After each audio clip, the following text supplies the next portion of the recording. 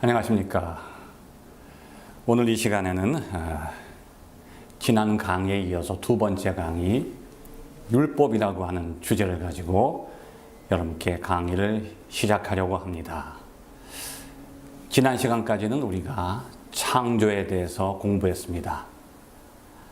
창조라고 하는 것은 어떤 시간적인 연장 속에서 까마득한 과거에 관한 이야기가 아니고 종말은 까마득한 미래에 관한 이야기가 아니라 그 모두 현재 우리를 향한 하나님의 메시지라고 공부를 했죠. 오늘 이 시간에는 그 창조라고 하는 주제에 이어서 율법이라고 하는 주제를 함께 공부할 텐데, 그 율법이라고 하는 주제를 우리가 공부하기 전에 요한복음 1장 1절을 한번 우리가 기억해 보려고 합니다. 요한복음 1장 1절의 말씀을 보면 태초에 말씀이 계시니라. 요한문서 기자가 현재 지금 여기서 태초를 돌이켜보고 있습니다. 현재 지금 여기서라고 하는 것은 말씀이 세상을 찾아오신 성육신 사건 속에서 창조를 돌이켜보는 거죠. 그래서 지금 현재 우리를 찾아오신 그 말씀이 바로 어떤 말씀이냐? 태초에 천지를 창조하신 말씀이라고 우리에게 증거하고 있습니다. 그런데 그 요한복음 1장 1절의 내용을 여러분이 잘 아시는 독일의 유명한 문호가 있죠. 괴테라고 하는 사람이죠. 괴테가 파우스트에서 요한복음 1장 1절을 다음과 같이 해석을 했죠. 태초에 말씀이 계시니라 하는 그 내용을 태초에 행위가 있었다, 그렇게 해석을 했습니다. 아주 기가 막힌 해석이죠. 하나님은 말씀과 행동이 서로 일치된다는 거죠. 말씀하시면서 행동하시고 행동하시면서 말씀하신다. 그 말씀 자체가 창조 행위라는 거예요. 아주 깊은 의미죠. 이 유대인들은, 고대 유대인들은 이 말이라고 하는 것이 단지 말로 끝나는 게 아니라 행동의 의미를 가지고 있다는 거죠. 인격성을 갖는다는 거예요. 그런데 그 내용을 동일한 요한복음 1장 1절을 칼바르트는 태초에 관계가 있었다. 이게 천재적인 해석이죠. 하나님의 말씀을 하나님의 행동으로 해석한 괴테나 하나님의 말씀을 관계로 해석했던 바르트나 공통점이 있어요. 그 말씀 자체가 허공을 향해서 외치는 게 아니라 인간을 향해서 말씀하신다는 거죠. 그래서 그 말씀이 인간에게 들려올 때 인간은 그 말씀에 대해서 듣고 대답할 수 있는 존재라는 거죠. 이 말이라고 하는 것은 단지 이해하는 의사소통 수단일 뿐 아니라 그 말이 관계를 형성한다는 겁니다. 모든 피조물 가운데 인간만이 그 말씀을 들을 수 있어요. 큰 축복이죠. 그런데 그 속에는 인간이 그 말씀에 대해서 순종으로 응답해야 될 책임이 있다는 거죠. 그런데 아담과 하와는 선악과를 먹지 말라고 하는 그 하나님의 말씀에 대해서 순종으로 응답한 것이 아니라 불순종으로 응답한 것입니다. 그래서 태초에 하나님과 인간과의 그 말씀을 통한 관계가 깨어져 버린 거죠. 그것이 바로 타락의 사건입니다. 그런데 하나님께서는 하나님의 말씀에 대해서 불순종한 인간이 그 하나님과의 관계를 깨어버렸음에도 불구하고 여전히 그 관계를 회복시키시려고 합니다. 그래서 인간에게 또 다시 말씀하시는 거죠. 인간을 부르시는 거예요. 쉐마 이스라엘, 들으라 이스라엘아, 이스라엘아 들으라, 그렇게 말씀하십니다. 다시 인간을 향해서 말씀하시죠. 그리고 그 관계를 다시 회복하시려고 끊임없이 인간을 부르십니다. 바로 그 부르시는 내용이 율법이라고 하는 거죠. 우리가 세상을 살다 보면 수많은 관계가 우리의 삶을 규정합니다. 부모와 자식 간의 관계가 있고 친구와 친구와의 관계가 있고 인간은 관계를 떠나서는 살 수 없죠. 홀로 있는 존재가 아니라고 하는 거예요. 그래서 인간을 사회적 동물이라고 하죠. 호모 소시우스. 왜 인간을 사회적 동물이라고 하는가 하면 인간은 수많은 관계 속에서 자기를 규정하는 거예요. 쉽게 말하면 저는 홍순원이라고 하는 하나의 인간인데 제가 집에 들어가서 저의 아내를 만나는 순간 남편과 아내와의 관계 속에서 저 자신을 발견하죠. 저의 자식이 저를 아빠라고 부르는 순간 부모와 자식과의 관계 속에서 저를 경험하는 거예요. 제가 다시 아침에 일어나서 학교를 갔을 때 강의를 시작하면 스승과 제자라는 관계 속에서 나 자신을 발견하죠. 하나의 인간은 다양한 사회적 관계 속에서 자신을 인식합니다. 그리고 그 관계 속에서 자신의 사회적인 삶을 유지해 나가죠.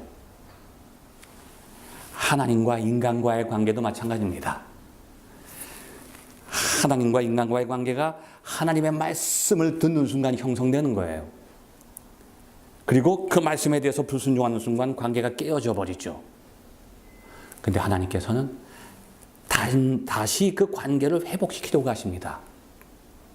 그리고 인간과 계약을 맺으십니다. 이 보이지 않는 관계가 눈에 보이는 계약으로 나타나죠. 그래서 성경에 나온 그 계약들은 하나님과 인간과의 관계의 구체적인 형식이에요. 우리도 세상에 살다 보면 사실은 우리가 수많은 계약을 맺고 사는 거예요. 회사 안에서 회사원으로 살 때 회사와의 계약이죠. 학생이 학교 가는 것은 교육 제도 속에서의 계약을 맺는 거죠. 그래서 우리는 그 계약을 통해서 우리의 관계를 경험하게 돼요. 그런데 모든 계약 속에는 그 계약의 조건들이 있어요. 그냥 계약을 맺으면 계약이 유지되는 게 아니죠. 쌍방이 그 계약을 유지시켜야 돼요. 그럴 책임이 있는 거죠. 그래서 계약에는 계약의 조건이 있습니다. 부동산을 살 때도 계약의 조건이 있어요. 계약금을 내고 언제까지 중도금과 잔금을 치를 때 그 계약이 성사되고 유지되는 거죠. 완성되는 거예요. 하나님과 인간과의 계약도 마찬가지예요. 계약이 형성되고 유지되기 위해서는 하나님과 인간이 그 계약의 조건들을 지켜나가야 돼요. 그 계약의 조건을 성서적인 말로 말하면 계명이라고 합니다. 이 계명을 우리가 다른 말로는 율법이라고 하는 것이죠. 성경에 보면 수많은 계명들이 나타나죠. 뭐 크게는 613개나 된다고 하죠. 사실은 더 많아요. 그 율법 조항들은 무수히 많죠. 그런데 그 수많은 율법 조항들 중에 그 조항들의 내용을 구체적으로 다 요약해 놓은 것이 뭐냐? 그것이 바로 십계명이라고 하는 것입니다. 그래서 우리는 오늘 이 시간 먼저 십계명에 대해서 공부를 시작하려고 하는 것입니다. 우리가 이 율법에 대해서 너무나 많은 편견을 가지고 있어요. 오해를 가지고 있죠. 율법을 터부시합니다. 왜냐하면 끊임없이 예수님의 교훈과 말씀 속에는 율법주의를 경계하는 말씀들이 나타나죠. 어떤 본문에 보면 율법주의를 심판하고 저주하시는 거예요. 그래서 우리 크리스천들 가운데는 우리도 모르는 사이에 우리 안에 율법에 대한 오해와 편견과 선입견이 있어요. 율법을 부정적으로 생각하는 거죠. 물론 율법주의 안에는 부정적인 의미가 담겨 있지만 율법 자체는 하나님으로부터 온 겁니다. 우리가 성서를 올바로 이해하기 위해서는, 특히 구약 성서를 이해하기 위해서는 율법에 대한 우리의 잘못된 편견과 선입견에서부터 먼저 벗어나야 율법의 본래적인 의미를 깨달을 수 있는 것입니다.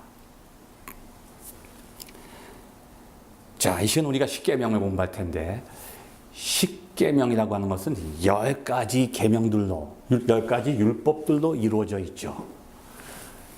그런데 우리는 그 하나하나의 조항을 들여다보기 전에 먼저 그 십계명이 시작되는 서언에 대해서 집중해야 됩니다. 출애굽기 20장 3절 이하부터는 십계명이 나오죠. 그래서 우리는 십계명만 따로 뽑아서 많이들 암송하고 찬송가라든지 성경책 책 뒤에 붙여놓는 사람들도 많이 있어요. 그런데 십계명의 본래적인 의미는 그 10가지 계명들 안에 들어가 있는 것이 아닙니다. 이것이 굉장히 중요한 거예요. 아마 여러분 지금까지 그렇게 관심 있게 읽어보시지 않은 내용이 십계명을 담고 있는 출애굽기 20장 1절과 2절이죠. 이것이 무엇인가 하면 십계명의 서언, 머릿말입니다. 항상 이 머릿말이 중요하죠. 어떤 책도 마찬가지예요. 머릿말을 잘 읽어야 책의 내용을 알 수 있듯이 십계명을 이해하기 위해서는 십계명의 서언인 출애굽기 20장 2절 이하를 먼저 우리가 읽어야 되죠. 그 내용이 어떻습니까? 이스라엘아, 나는 너희를 애굽에서 건져낸 너희의 하나님이다. 하나님이 자기 자신을 백성들에게 소개하는 거예요. 나는 너희를 구원한 너희의 하나님이야. 그 다음 내용이 생략돼 있죠. 성경 말씀 보면 그 다음은 생략돼 있지만 우리가 알 수 있는 게 뭐냐? 나는 너의 하나님이야. 그럼 너는 누굴까요? 너희들은, 백성들은? 하나님의 백성이죠. 예를 들면 여러분 집에서 자식을 향해서 나 너의 아버지야. 그런 얘기 가끔 하시죠. 왜 그런 얘기 하실까요? 네가 나의 자식이라는 것을 잊지 마라. 그게 거기 포함되어 있는 거예요.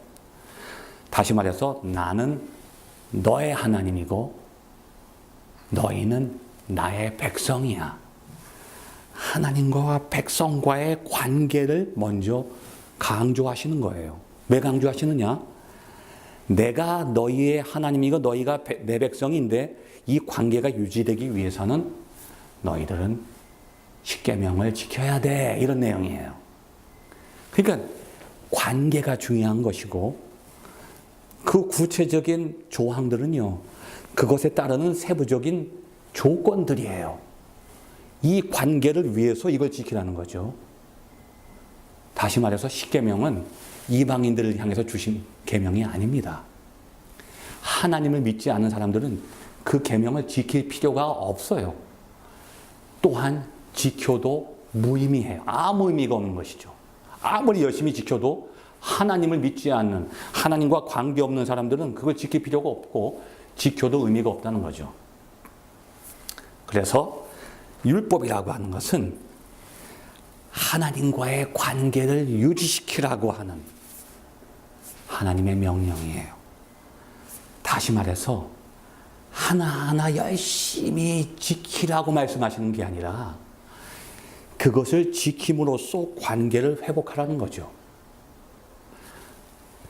너희와 나와의 관계가 깨어져 있다는 거예요. 죄로 깨어져 있기 때문에 그 관계를 회복하라고 부르시는 겁니다. 그 중요한 것은 하나하나 지키는 것보다 관계를 먼저 회복하는 것이죠.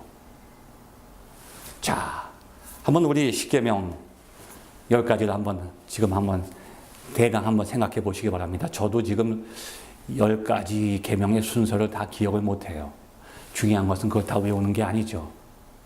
다 외워도 그 다음날 또 잊어버려요. 저도 몇 번 외웠지만 자꾸 잊어버리더라고요. 근데 중요한 것은 외우는 것이 아니고, 자, 십계명의 10가지 계명을 쭉 더듬어 보면 크게는 1, 2, 3, 5, 6, 7, 8, 9, 10이죠. 10가지로 나누어져 있는 것 같지만 크게는 3가지 구조로 형성되어 있어요. 한번 집에서 여러분 그 내용을 잘 다시 한번 읽어보시기 바랍니다. 1, 2, 3계명은 뭔고 하면 하나님과 인간과의 관계죠. 나 외에 다른 신을 섬기지 마라. 하나님과 인간과의 관계. 5, 6, 7계명은 뭐냐? 인간과 인간과의 관계예요. 부모를 공경하라. 자, 8, 9, 10은 뭐냐? 도적질하지 마라. 인간과 물질, 인간과 세상과의 관계죠. 그래서 그 9가지 계명들은 9가지가 아니라 그 안에 3가지 관계가 있고, 아무리 조항이 많아질지라도 결국은 하나님 율법에 있어서 근본적인 구조는 하나님과 인간과의 관계, 인간과 인간과의 관계, 인간과 세상과의 관계를 회복하라고 하시는 말씀이죠. 자, 한 가지 계명이 빠졌죠. 뭘까요? 예, 그렇죠. 4번째, 안식일을 지켜라. 안식일은 어디에 포함될까? 3가지 관계 중에 어디일까요? 사실은 안식일은 어디에 포함되는 것이 아니고 안식일의 모든 계명이 다 포함되어 있는 거죠. 왜냐하면 안식일이라고 하는 것은 쉬는 날이 아니에요. 쉰다고 생각하다 보니까 인간이 율법주의에 빠지는 거죠. 이사야서 40장을 보면 이사야 기자는 이렇게 얘기를 합니다. 하나님은 피곤치 않으시며 명철이 한이 없으시며, 그 말은 아주 이게 대조적인 어법을 사용하는 거죠. 하나님은 피곤치 않는다. 인간은 피곤하다는 거죠. 하나님은 명철이 한이 없다. 인간의 지혜는 한계가 있다는 거죠. 하나님이 천지를 창조하실 때 하나님의 능력이 부족하셔서 하루라고 하는 작은 단위로 쪼개서 창조하신 것이 아닙니다. 하나님은 단숨에 세상 만물을 창조하실 수 있는 전능하신 창조주이시죠. 창조의 과정이라고 하는 것은 인간의 일상적인 일주일이라고 하는 삶의 리듬을 통해서 하나님의 창조를 바라보는 거죠. 하나님은 안식일날 쉬시는 것이 아니죠. 하나님은 피곤치 않으시는 분이에요. 안식일에도 일하시는 분이죠. 하나님은 침묵하시는 분이 아닙니다.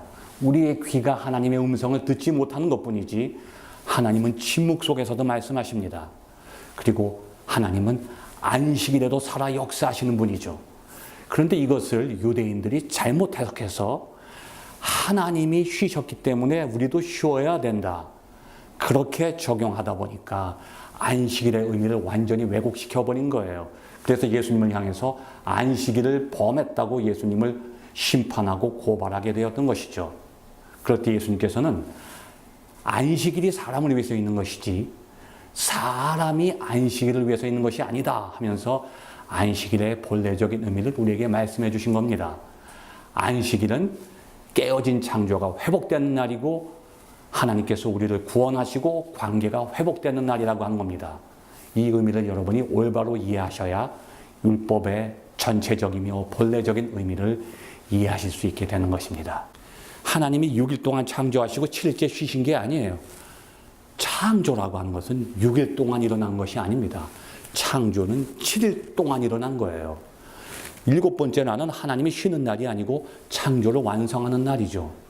왜냐하면 안식의 의미 속에는 창조의 회복, 피조물의 완성, 그런 의미가 담겨 있어요. 그래서 안식일이라고 하는 것은 모든 깨어진 관계들이 회복되는 날이죠. 창조가 회복되는 날입니다. 그래서 안식이라고 하는 것은 아주 우리에게 중요한 의미가 있어요. 예수님께서 인자는 안식일에도 주인이다. 왜냐하면 안식 속에는 구원의 의미가 담겨 있죠. 안식일날 우리가 하나님 앞에 나와서 하나님을 예배하면서 하나님과의 관계가 회복되니까 인간과의 관계도 회복되고 자연과의 관계도 회복되는 거예요. 그래서 창조가 회복되는 날입니다. 깨어진 피조물의 모든 관계가 회복되는 날이죠. 결국은 구원의 날이죠. 그래서 안식의 의미 속에는 구원의 의미가 담겨 있습니다. 이제 이러한 율법의 내용을 가지고 우리가 다음 시간에는 율법주의라고 하는 주제를 가지고 우리가 계속해서 공부해 보기로 하겠습니다. 끝까지 경청해 주셔서 감사합니다.